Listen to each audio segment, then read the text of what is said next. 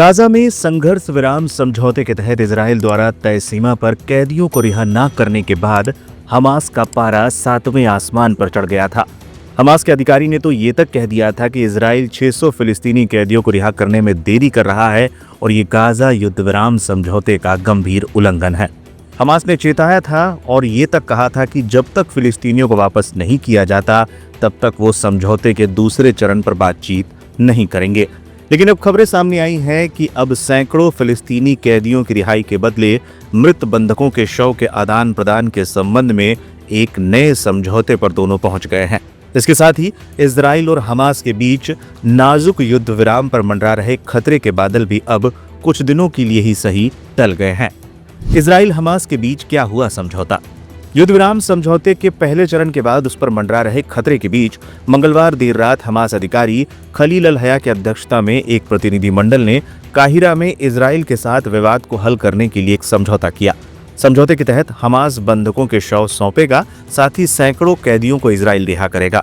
बयान में कहा गया है कि पहले रिहा किए जाने वाले कैदियों को इजरायली बंदियों के शवों को सौंपे जाने के बाद ही रिहा किया जाएगा। साथ ही फिलिस्तीनी कैदियों के एक नए समूह की भी रिहाई होगी।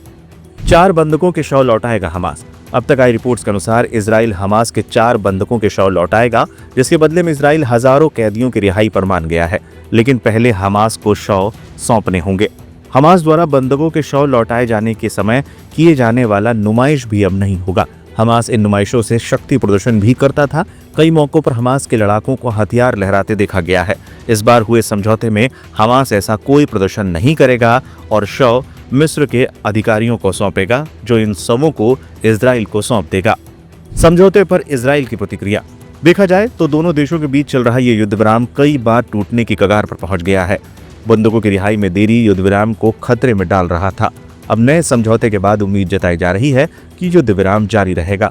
नए समझौते पर इजराइल की तरफ से कोई आधिकारिक बयान सामने अब तक नहीं आया है, लेकिन एपी में छपी खबर की माने तो एक इजरायली अधिकारी ने सिर्फ इतना कहा है कि हम जल्द ही अपने लोगों के शव घर लाएंगे। इसके आगे उन्होंने समझौते को लेकर कुछ नहीं कहा।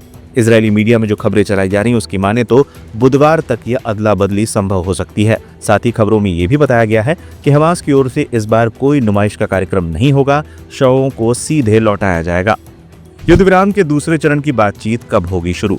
इस बीच युद्ध विराम का पहला चरण शनिवार को खत्म होने वाला है। इस समझौते के तहत दूसरे चरण पर बातचीत हफ्तों पहले शुरू होनी थी, लेकिन अब तक शुरू नहीं हो पाई है। खबरों के मुताबिक इस सप्ताह अमेरिकी अधिकारी बातचीत के लिए गाजा पहुंच सकते हैं, जहां पहले चरण की बातचीत को आगे बढ़ाया जा सके। साथ ही बंधकों और कैदियों की रिहाई के बाद उम्मीद जताई जा रही है कि दूसरे चरण की बातचीत भी जल्द शुरू हो सकती है।